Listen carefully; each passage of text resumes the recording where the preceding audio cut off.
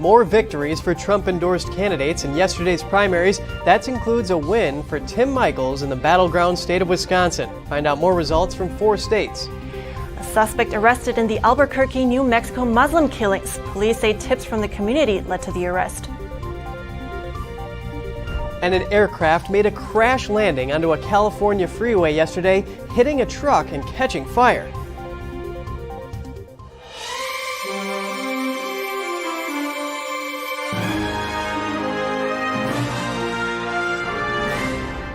Good morning. Welcome to NTD. I'm Kevin Hogan.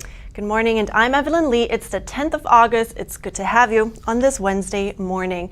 And we start off with developing news in Taiwan, something that's had our attention now for weeks. China's military is still conducting exercises encircling Taiwan. The drill started after U.S. House Speaker Nancy Pelosi visited the self-ruled island. China is practicing a blockade, severely restricting access to the island's major ports.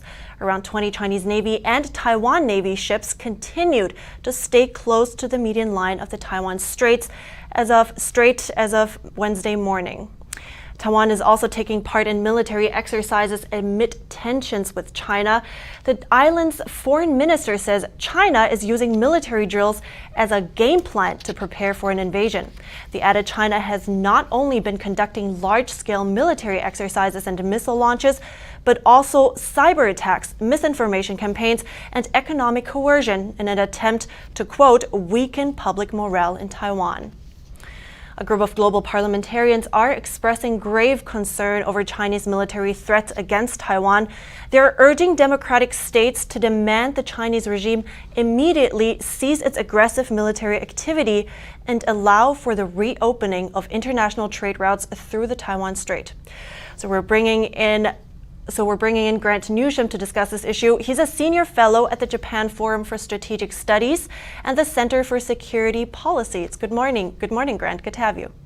Well, thanks very much. Glad to be here. Well, let's address what's been top of mind for many.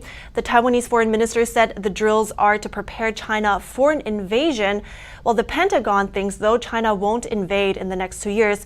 So what's going on, Grant? What do you think? Well, China fully intends to try to take Taiwan. What you are seeing is a rehearsal of sorts for a sort of an effort to strangle Taiwan and, if necessary, to use force against it. So the question is, when are they going to try, and also exactly how? They would like to get it by simply just beating Taiwan into submission, grinding down its will, and having Taiwan just give up. But if necessary, China is certainly willing to use force, and there's different levels of force they could use, different types of assaults they could use, but they fully intend to have a go at Taiwan, make no mistake about that. Interesting, and you mentioned how, so what kind of data or information can we actually get, can the US get through those exercises right now that are happening? Well, one thing it tells you is it shows that the Chinese, the People's Liberation Army, is able to actually conduct a combined, coordinated exercises. You'll see how they're combining the air, naval, the missile launches, and then the cyber and the political warfare activities. They're able to put all this together. There's a lot of good coordination that you see them doing. And keep in mind that for many years, experts, particularly in the US, have dismissed China's military capabilities, always tended to downplay it, said there was no real threat. But if you watch the Chinese military out there, they are showing a good level of competence. It's not perfect, of course, but it is part of a continuum. They are continuing to improve their capabilities. And this is one part of it, the so-called kinetic part, and how they would actually use it. People differ about that. It's a bit like watching experts discuss who's going to win the Super Bowl or the World Series. Everybody has their idea of how it's all going to happen. It could go from, there's different ways it could take place. Okay, right. But then watching all that, how much closer can Taiwan and the US let China get to the island? I mean, what's the appropriate reaction here right now? Well, the appropriate reaction is to teach the Chinese that they've made a mistake, that the Taiwanese are not going to back down, but most importantly, that there is the will in the United States and the rest of the free world to push back on this. And keep in mind, there's different ways to push back, not just military. You could, say, stop unloading Chinese ships in the US.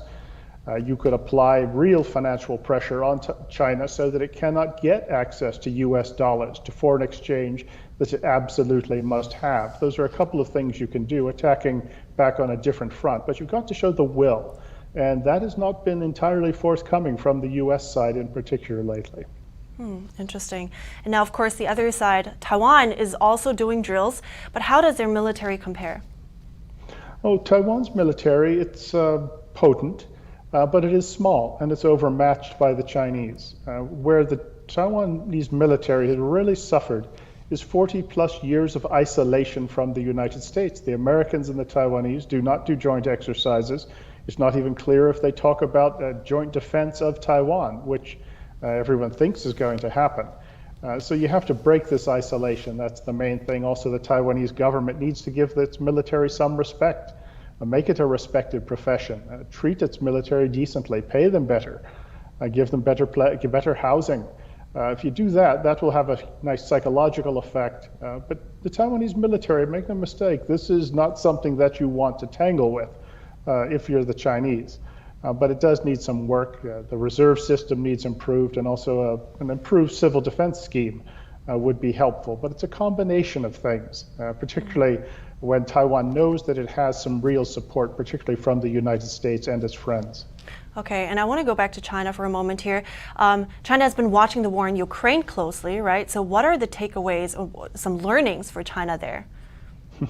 Well, the Chinese, of course, think that if the Russians did something, well, the Chinese could, of course, do it much better. So what they look at and they see is that, well, Putin didn't go in fast enough or hard enough. And that is what you're going to see a Chinese war plan include, is really hammering Taiwan, really isolating it, and making it clear to the Americans that it's going to be very costly. If they try to get in, you'll see an internet cutoff of the island. And they will say, so they look at what Putin has done in Ukraine and say, well, we're not going to make those mistakes. So once again, the will of the free world led by the United States, they're willing to stand up for Taiwan and to make it simply too costly for Beijing. That is key to everything. And the Biden administration has an opportunity to excel here. Well, thanks a lot for your insights and somewhat concerning insights. Grant Newsham, Japan Forum for Strategic Studies. I appreciate it. Well, thanks very much. Glad to be here. And back in the U.S., former President Donald Trump's attorney Christina Bobb is defiant in the wake of the FBI raid at Mar-A-Lago. She sits down with Facts Matter host Roman Velmakov to share her account of what happened. The only thing I can think is that it's political showmanship, and it's all for the purpose of trying to discredit him when there's not actually any crime that has been committed. So there's no reason to believe that Donald Trump committed any crime or that any crime was committed by anybody. Is that going to stop the Department of Justice? Probably not. You know, the law has never, why would you let the law get in the way of good facts that you can make up? But we'll see. We'll have to see what they come up with. But I also think it's convenient for them that they're shrouding this in a national security blanket because they don't want to disclose what they're doing, because what they're doing is wrong. And so they want to hide it behind the premise that this is, it's a matter of national security and classified documents, so we can't disclose to you what we're doing or why we're doing it, but just trust us. We're not lying to you. Well, no, the American people aren't going to stand for that anymore. Bobb was the first lawyer on the ground as approximately 24 FBI agents raided Trump's Florida Mar-a-Lago resort. The agents initially refused to show Bobb a warrant, although eventually they did. According to Bobb, no probable cause was provided. She stated that a local magistrate in Florida, Bruce Reinhardt, signed the warrant. The FBI has declined to comment. The raid resulted in the removal of some boxes. For more of this interview, you can check out Facts Matter on Epic TV. Many Republican officials criticized the raid, including Florida Governor Ron DeSantis, former Secretary of State Mike Pompeo, Congressman Kevin McCarthy, South Dakota Governor Kristi Noem, and Trump lawyer Rudy Giuliani. Pence posted on Twitter saying such action undermines public confidence in the justice system. He also says Attorney General Garland must give a full accounting. Former Secretary of State Mike Pompeo said on his Twitter, "Look at what the DOJ did last night to President Trump, while it slow rolls and looks the other way on Hunter Biden." Trump called the raid prosecutorial misconduct, the weaponization of the justice system, and an attack by the radical left Democrats who desperately don't want him to run for president in 2024, especially based on recent polls. He added that Democrats will likewise do anything to stop Republicans and conservatives in the upcoming midterm elections. Many of the candidates he endorses are winning the GOP primaries. NTD's Jeremy Sandberg brings us more on Tuesday's primary in 4 states. In Wisconsin, Tim Michels won the Republican nomination for governor with Trump's backing. I'd like to thank President Trump for his support, for his endorsement. He defeated former Lieutenant Governor Rebecca Kleefisch. My heart goes out to my primary opponents. Rebecca Kleefisch, a tremendous candidate, tremendous candidate. Thank you so much for... Kleefisch was endorsed by former Vice President Mike Pence. Incumbent Democratic Governor Tony Evers ran unopposed and will face Michels in November. In Wisconsin's Senate primary, Democratic Lieutenant Governor Mandela Barnes won his party's nomination and will face incumbent Republican Senator Ron Johnson in the general election. Johnson easily beat his only challenger with over 80% of the vote. In Minnesota, incumbent Representative Ilhan Omar eked out a win in the House Democratic primary for District 5 with just over 50% of the vote. Her closest competitor, Dawn Samuels, had a little over 48%. She will run against Cicely Davis, who won on the Republican side. Minnesota's 1st congressional district had a special election as well as its primary on Tuesday. The special election was held to fill the seat left vacant after the death of Republican Representative Jim Hagedorn. Hagedorn died earlier this year from cancer. Republican Brad Finstad beat Democrat Jeff Ettinger in a close race to serve the remainder of the term. The same 2 contenders both won their primaries for the same seat, with Ettinger netting over 90% of the vote and Finstad getting over 75%. They will face off again in November. Scott Jensen won the Republican nomination for governor with close to 90% of the vote, and incumbent Governor Tim Walz won on the Democratic side with over 96%. Vermont's Senate primary has Gerald Malloy winning the Republican nomination and Peter Welch for Democrats. And in Connecticut, first-time political candidate and Trump-backed Leora Levy won the Republican Senate primary. Levy is hoping to unseat incumbent Democratic Senator Richard Blumenthal come November. Jeremy Sandberg, NTD News. 6th-term incumbent Representative Jamie Herrera Beutler has conceded to a Trump-backed candidate. Beutler represents Washington's 3rd congressional district. She is one of 2 House Republicans for Washington State who voted to impeach Trump. Trump-endorsed former Green Beret Joe Kent took a small lead in the polls Monday night. Beutler was leading Kent by around 5,000 votes on election night, but lost that lead throughout the week. Washington uses an open top 2 primary system where the top 2 vote-getters advance to the general election. Voters also don't have to declare a party affiliation. Democrat Marie Perez has already advanced to the November ballot, being the top vote-getter with 31% of the vote. With an estimated 10,000 votes left to be counted, the race for the Republican nominee is yet to be called. Police have arrested a suspect in the recent killings of 4 Muslim men in Albuquerque, New Mexico. The suspect is himself a Muslim man. Police are crediting the public for tipping them off. It's because of those tips that they were able to track down the suspect and locate his car. Detectives believe it was used in at least one of the killings. Our information shows us he's from Afghanistan.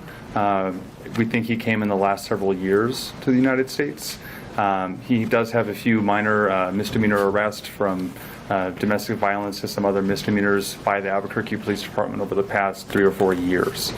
You know, one of the questions that I know is probably going to come up today and that we addressed early on as an administration and everybody here was, were we going to label this a hate crime or were we going to label this a serial killer? And we stood strong and we held the line that we weren't going to use any of those labels at that point in time, because it would have been irresponsible for us as a police department to say that and further drive fear into a community that was already in fear. We still don't have any indication that either of these incidents or topics labels would have been appropriate. Police say the Muslim man might have targeted at least 2 of the victims because he was angry his daughter married someone from another branch of Islam. He's being charged in 2 of the killings and is a prime suspect in the other 2 deaths. The Albuquerque Homicide Unit and crime scene team noticed similarities in the killings. By using the ATF's ballistic information network, they were able to link bullet shell casings from both murder scenes. Police say it's likely they were fired from the same gun. The Muslim community in New Mexico has been badly shaken by the murders in their community, with some fearing to leave their homes and others fleeing the city. A small plane made a crash landing onto a California freeway yesterday. The plane hit a truck when it crashed and caught fire. Firefighters successfully extinguished the burning small plane moments after the crash landing. Authorities say the single-engine Piper Cherokee experienced engine failure while heading to the Corona Municipal Airport, facing an emergency landing. The 2 passengers in the aircraft and the 3 people traveling in the truck were reportedly unharmed. And coming up, the Inflation Reduction Act. Does it reduce inflation? We speak to an expert to find out what it will mean for our economy. And Elon Musk sells nearly $8 billion worth of Tesla shares. The sale comes as a trial with Twitter looms on the horizon. Stay tuned for more right after the break.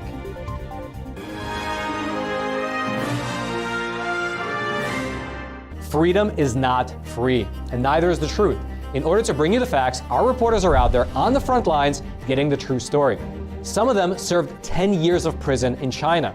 We've been censored on social media. Our Hong Kong printing offices were set on fire, and we've been repeatedly attacked by the Chinese Communist Party. But no matter what, we believe that you deserve the truth, and so we'll continue to bring the truth to light. Head on over to getepic.com and try honest journalism that is based in truth and tradition. We'd love to have you on board. The 2022 NTD 8th International Chinese Vocal Competition will be held from September 29th to October 2nd at the Merkin Hall of Kaufman Music Center in New York City. The competition is honored to have specially invited vocalists with the world-renowned Shen Yun Performing Arts to serve on its panel of judges. The gold award is $10,000. For more information, please visit vocal.ntdtv.com.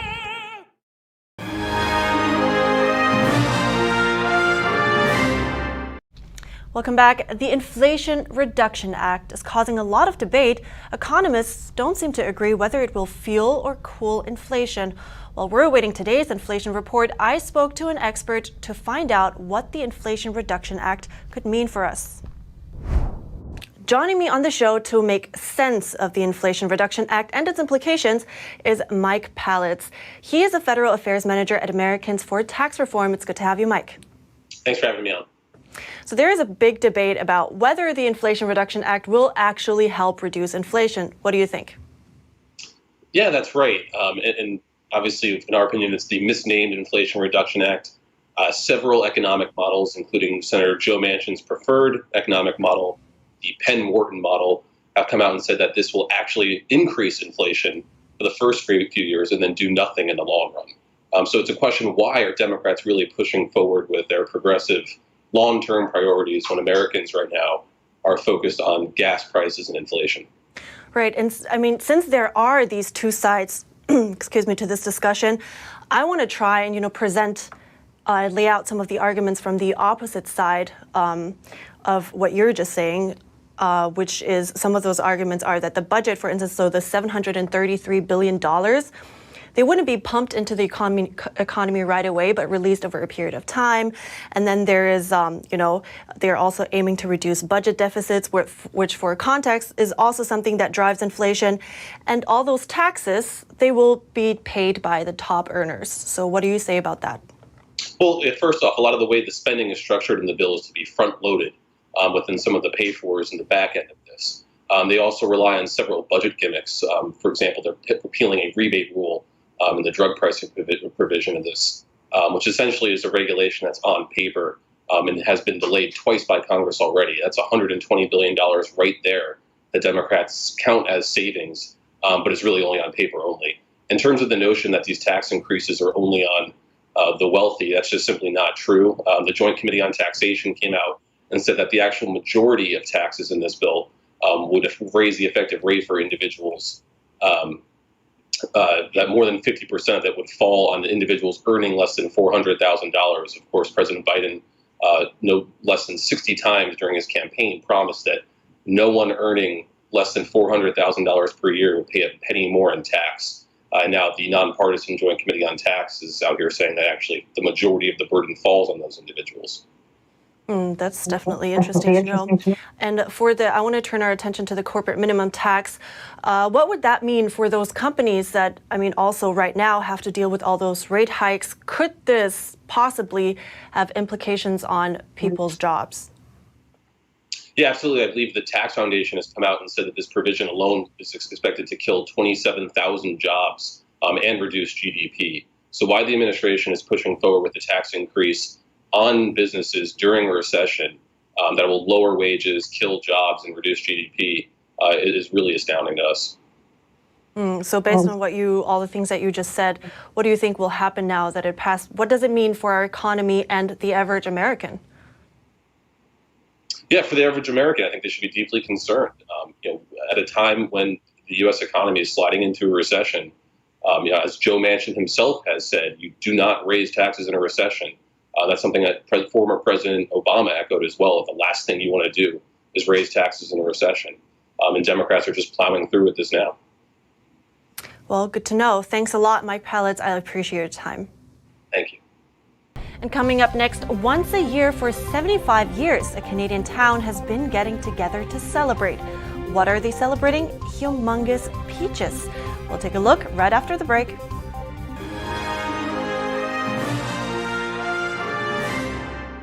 Communism is evil. Oh, come on. Listen, if you're as tired of the censorship as I am, I've actually got good news for you. Check out epictv.com. It's a brand new censorship-free video platform where you can find not only my show, but other deep documentaries, great programs, and honest movies that bring you the news without all the spin and the fake narratives. So, I'll see you there.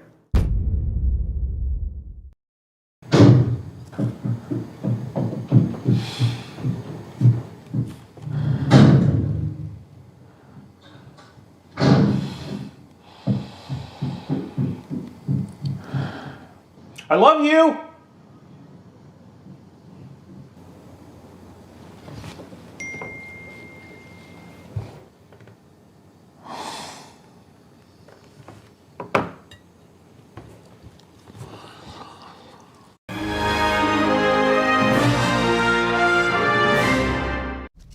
Welcome back, and it's officially peach season, and in British Columbia, Canada, the province held their largest parade of the year, Peachfest. NTD's Flinders Kingsley, it takes us there.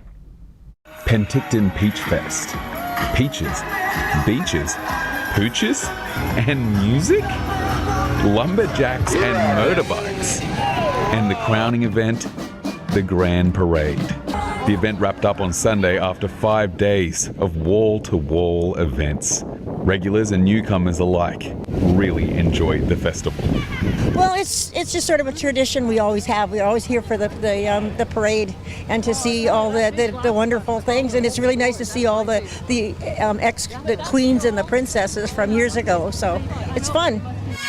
Peachfest is the largest free festival in Canada, with 10 to 40,000 attendees. It creates about $4 to $5 million for the local community. This year marks the 75th anniversary of the event. Over the years, it has grown and changed. Some had goats and some had lambs and little ponies.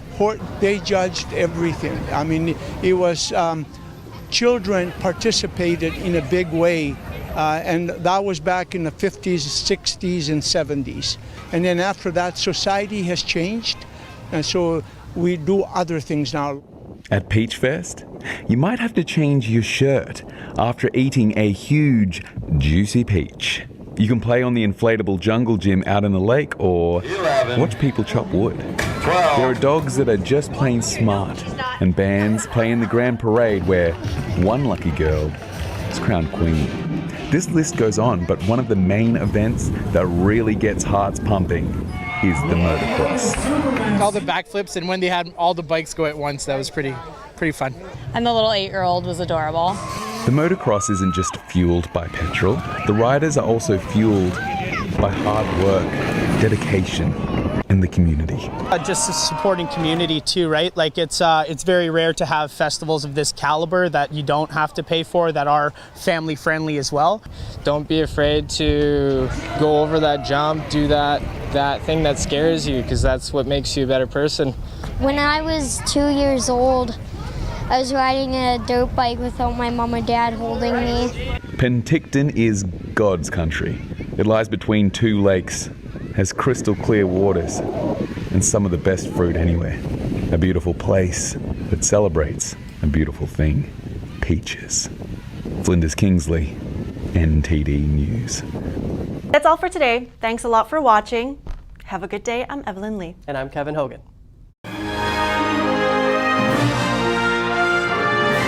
Thanks for watching us on YouTube. Did you know YouTube only keeps selective videos on its platform? So if you want to make sure you get the full picture, just subscribe to our newsletter. Go to newsletter.ntd.com and sign up. It's free.